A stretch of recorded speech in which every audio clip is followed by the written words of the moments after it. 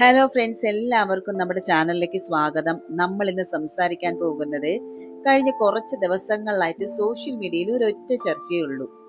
തമിഴ്നാട് മുഖ്യമന്ത്രിയായിട്ട് വിജയ് അധികാരമേറ്റ ആ ഒരു ചടങ്ങ്. എല്ലാവരും ആവേശത്തിലായിരുന്നു. പക്ഷെ ആ ചടങ്ങിലെ എല്ലാവരുടെയും കണ്ണുകൾ തിരഞ്ഞത് ഒരാളെയാണ്, നമ്മുടെ വിജയുടെ ഭാര്യയായിട്ടുള്ള സംഗീതയെ. സാധാരണ ഇത്ര വലിയ ചടങ്ങുകളിലൊക്കെ ഫാമിലി കൂടെ ഉണ്ടാകാറുള്ളതാണ്. പക്ഷേ ഇത്തവണ അവിടെ സംഗീതയ്ക്ക് പകരം തിളങ്ങി നിന്നത് തൃശ്ശയായിരുന്നു. ഇതോടെ പഴയ ഗോസിപ്പുകളൊക്കെ വീണ്ടും സജീവമായിരിക്കുകയാണ്. ശരിക്കും ഇവിടെയാണ് രസകരമായിട്ടുള്ള മറ്റൊരു സംഭവം നടക്കുന്നത്. വിജയും തൃശ്ശയും തമ്മിലുള്ള ആ ഒരു ക്ലോസ്നെസ് കാണുമ്പോൾ പലരും ഇതിനെ ദിലീപ് കാവ്യ ബന്ധവുമായിട്ടൊക്കെ താരതമ്യം ചെയ്യുന്നുണ്ട്.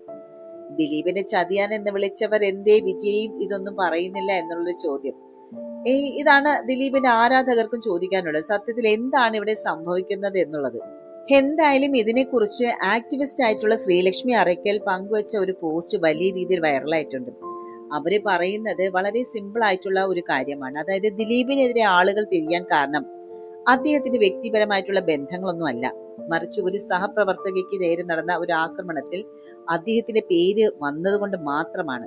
വിജയ് നാളെ ഒരു സ്ത്രീയെ ഉപദ്രവിച്ചാൽ അയാളെയും ആളുകൾ ഇതേപോലെ തന്നെ എതിർക്കുമെന്ന് തന്നെയാണ് ശ്രീലക്ഷ്മി പറയുന്നത്.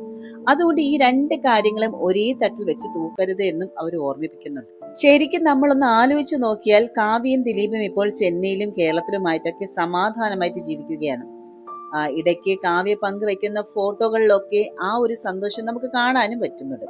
പണ്ട് സൈബർ അറ്റാക്ക് പേടിച്ച് കമന്റ് ബോക്സ് ഓഫ് ചെയ്തിരുന്ന കാവ്യ ഇന്ന് ധൈര്യമായിട്ട് തന്നെ ഫോട്ടോകളും പങ്കുവെക്കുന്നുണ്ട്. പക്ഷെ വിജയുടെ കാര്യം വരുമ്പോൾ അദ്ദേഹം ഇപ്പോഴും നിയമപരമായിട്ട് സംഗീതയുടെ ഭർത്താവാണ്. ആ ഒരു സാഹചര്യത്തിൽ ഇത്തരം ചർച്ചകൾ വരുന്നത് എത്രത്തോളം അദ്ദേഹത്തിന്റെ രാഷ്ട്രീയ ജീവിതത്തെ തന്നെ ബാധിക്കും. തൃശ്ശയുമായിട്ടുള്ള സൗഹൃദം എപ്പോഴും ഗോസിപ്പുകളിൽ നിറയാറുണ്ട്. പക്ഷേ മുഖ്യമന്ത്രി എന്ന നിലയിൽ ഇത്തരം കാര്യങ്ങൾ ചർച്ചയാകുന്നത് അല്പം ഗൗരവമുള്ള കാര്യം തന്നെയാണ്. ഇനി സിനിമയുടെ കാര്യം പറയുകയാണെങ്കിൽ തൃശ്ശയും സൂര്യയും ഒന്നിക്കുന്ന കറുപ്പ് എന്ന സിനിമയുടെ റിലീസ് ഇന്ന് തുടങ്ങിയത് വലിയ വാർത്തയായിരുന്നല്ലോ. വിജയുടെ സ്പെഷ്യൽ പെർമിഷൻ ഒക്കെ ഉണ്ടായിട്ടും സാമ്പത്തിക പ്രശ്നങ്ങൾ കാരണം സിനിമയുടെ ഷോ റദ്ദാക്കേണ്ടി വന്നു.